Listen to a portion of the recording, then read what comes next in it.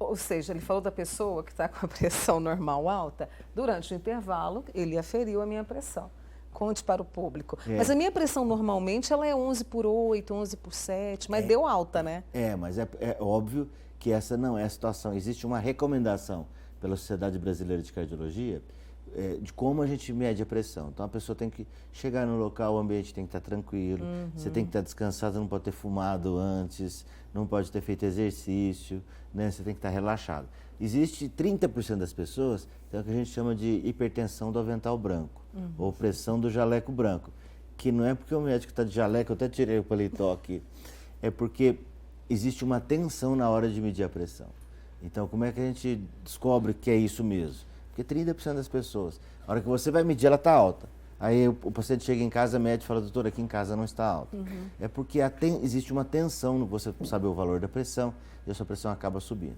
Mas isso acontece na primeira, na segunda, na terceira medida do dia. Não vai acontecer nas 100 medidas do dia.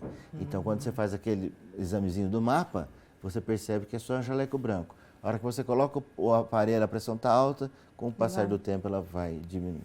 As pessoas estão participando bastante, sempre gostam quando você vem aqui conversar comigo. A Luhan colocou para mim aqui, olha, a Nelly Maria Gonzaga, é de Tuiutaba, hipertensa e diabética.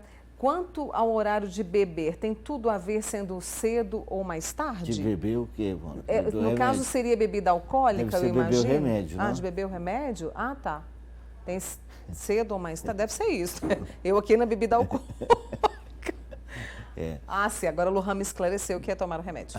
Então imaginei, né? O ideal é que a gente tenha uma regularidade.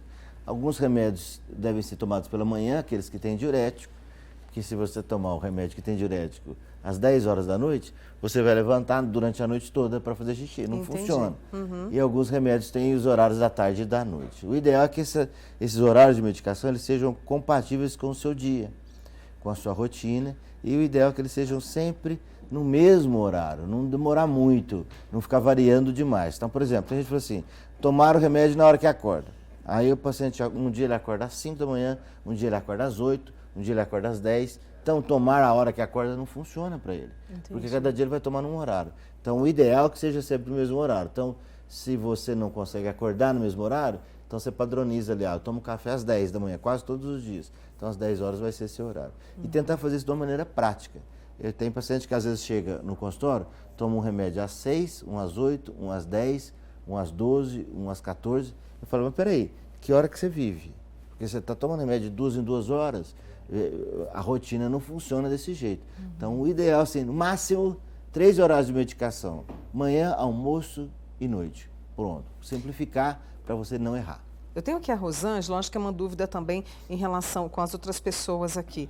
Ela passou 3 meses com dor de cabeça e depois que passou a tomar o remédio da pressão, melhorou, está fazendo atividade física, controla o peso, mas a pressão, a hipertensão, ela não tem sintomas, né? Quando vem é porque... Existe um mito associando a hipertensão à dor de cabeça. Pode ter dor de cabeça? Pode. Pressões muito altas, que a gente chama de emergência hipertensiva, por exemplo, um paciente que tem pressões altíssimas e chega no hospital com 22, 26 de pressão. Essa pressão pode estar tão alta que pode estar fazendo uma pressão no cérebro e pode estar provocando uma dor de cabeça, a gente chama de emergência hipertensiva. Mas esses casos são raros. O que acontece na maioria das vezes é o seguinte, a pessoa tem dor de cabeça porque brigou com o diretor do programa durante o dia, porque brigou com o namorado, porque está acontecendo algumas coisas no serviço, ela tem dor de cabeça. Ela fala, minha cabeça está doendo tanto, eu vou medir a pressão. Aí mede a pressão, está alta. Mas a pressão está alta, não é a pressão que está dando dor de cabeça, é a dor de cabeça que está dando pressão. Aí chega no pronto-socorro, a gente dá um remedinho para baixar a pressão, foi no pronto-socorro que estava 18 de pressão, com dor de cabeça. Você dá um remedinho, fala, que remédio maravilhoso, minha pressão foi para 12. Qual é esse remédio da pressão alta? A gente fala assim, é um remédio para dor de cabeça. A gente tratou a dor melhorou, a pressão normalizou. Então tem que saber diferenciar. E em geral a hipertensão é um inimigo silencioso. Eu posso estar com 20 de pressão sem estar sentindo nada. Então não espere ter sintoma. O paciente fala, não, mas eu vou esperar ter sintoma para eu começar a tomar o remédio. Eu falo, às vezes o sintoma pode ser um infarto, pode ser um AVC, pode ser um aneurisma. Então é melhor não. É melhor não esperar o sintoma antes de tomar o remédio. Esse é o Dr. Rodrigo Penha, cardiologista. Vou pedir a você que mandou as suas perguntas que as deixe aqui, não apague, tá bom? Tem muita gente pedindo também pra gente falar sobre pressão baixa, viu, Rodrigo? Tem muita gente preocupada e logo, logo ele volta conosco, tá? Obrigada, viu, Rodrigo? Sempre bom te receber aqui. Eu que agradeço. Viu? Rodrigo Penha, cardiologista com a gente aqui, que vai acompanhar